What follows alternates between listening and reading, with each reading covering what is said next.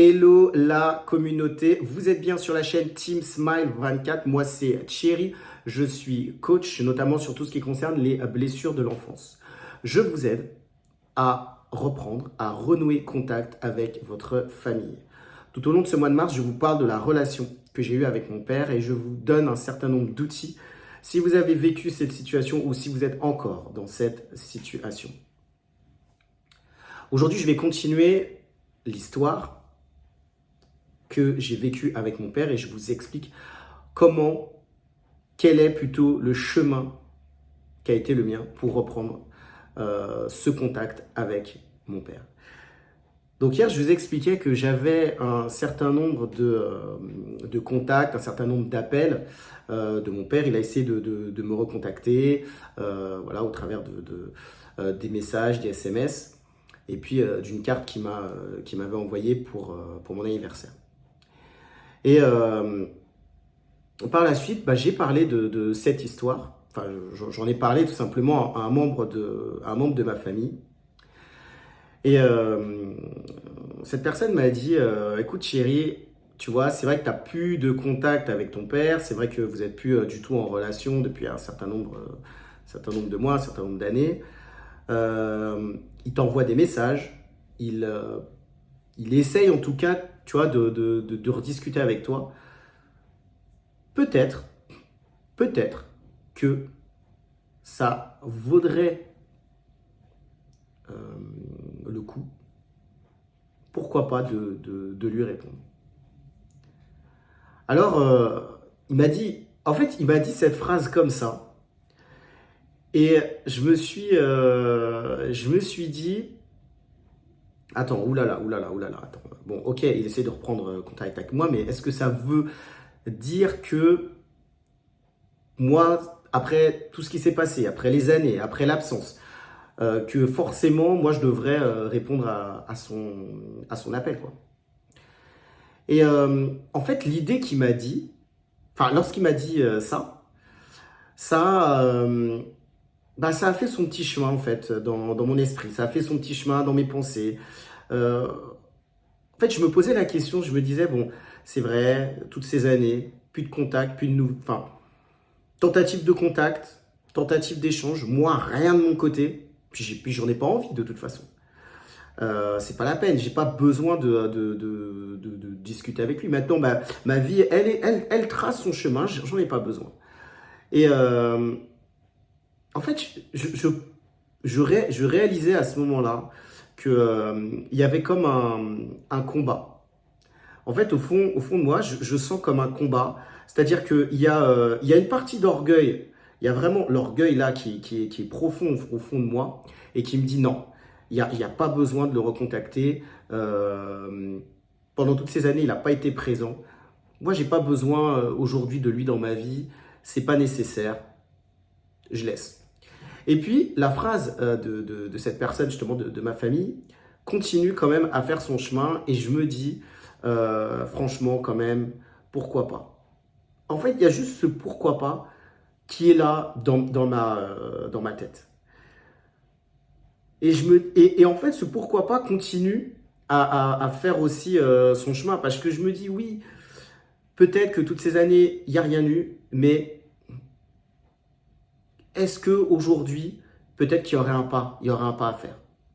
Je ne sais pas si ça vous est déjà arrivé justement, la même situation où la personne dans votre vie, vous avez, ça vous a fait mal, et elle revient, et au fond de vous-même, vous vous dites, est-ce qu'il y aurait peut-être la possibilité, le choix comme peut-être se dire, ouais, d'une deuxième chance, se dire, ouais, pourquoi pas discuter, pourquoi pas échanger. Et c'est ce que moi, en tout cas, je me suis dit ça. Je me suis dit peut-être, pourquoi pas revenir et lui répondre. Pourquoi pas lui répondre, pourquoi pas revenir vers lui. Mais vous savez, ça a été dur en moi. Franchement, ça a été assez dur en moi. Et c'est pourquoi? Parce que il y a une grosse partie de moi qui voulait pas. Et en fait, bah, je vous ai expliqué, voilà, je viens d'une famille, on est les Antilles, les Antillais, on a quand même beaucoup d'ego, on a quand même beaucoup d'orgueil, et souvent, bien souvent, on refuse, en tout cas, quand les choses se sont passées, on n'a pas envie de revenir vers les gens. Enfin, c'est un état, on a envie que la personne, peut-être, qui nous a fait du mal, elle, entre guillemets, elle endure aussi peut-être la non-réponse, le fait que nous ne revienne pas vers elle. Et ça a été dur, peut-être pour mon père, peut-être dans son cœur, voilà, il se sentait peut-être délaissé. Euh, mais à un moment, je me suis dit, ouais, bah pourquoi pas, faudrait reprendre contact. Donc, ce qui s'est passé, c'est que effectivement, euh, la voie où je me disais, bah, il faut y aller, il faut quand même lui répondre. J'ai décidé effectivement, grâce à cette personne de ma famille, de reprendre, de répondre au contact de mon père. Mon conseil pour aujourd'hui, ça serait, si vous êtes dans cette situation, si vous avez vécu cette situation, il y a peut-être des personnes autour de vous qui vont vous donner ce conseil. Moi, c'est un membre de ma famille, ça peut être des amis qui connaissent votre histoire et qui vont vous dire, bah, peut-être que ouais, dans cette situation, peut-être pourquoi pas. Il a ouvert, la personne en face de vous, peut-être que vous avez fait du mal, bah, elle a ouvert le dialogue et essayez au moins de répondre à cet appel. C'est comme un appel de cette personne et est-ce qu'il y a des personnes autour de vous peut-être qui vont vous conseiller, vont vous dire, bah, pourquoi pas, au moins l'échange, au moins le dialogue. Moi, c'est ce qui s'est passé par rapport à moi. Donc, j'ai décidé d'ouvrir le dialogue. En tout cas, j'ai décidé de donner une réponse.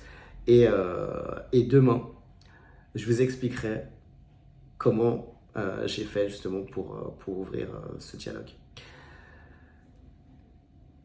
Je vous rappelle que en bas de cette vidéo, j'ai mis un sondage justement pour savoir comment je peux vous apporter encore plus de valeur. Je pensais à une newsletter, je pensais à un live Instagram ou YouTube pour parler des blessures de l'enfance et j'ai aussi pensé à des documents sur tout ce qui concerne les héritages culturels et familiaux. Je rappelle aussi que j'ai mis en place des coachings gratuits.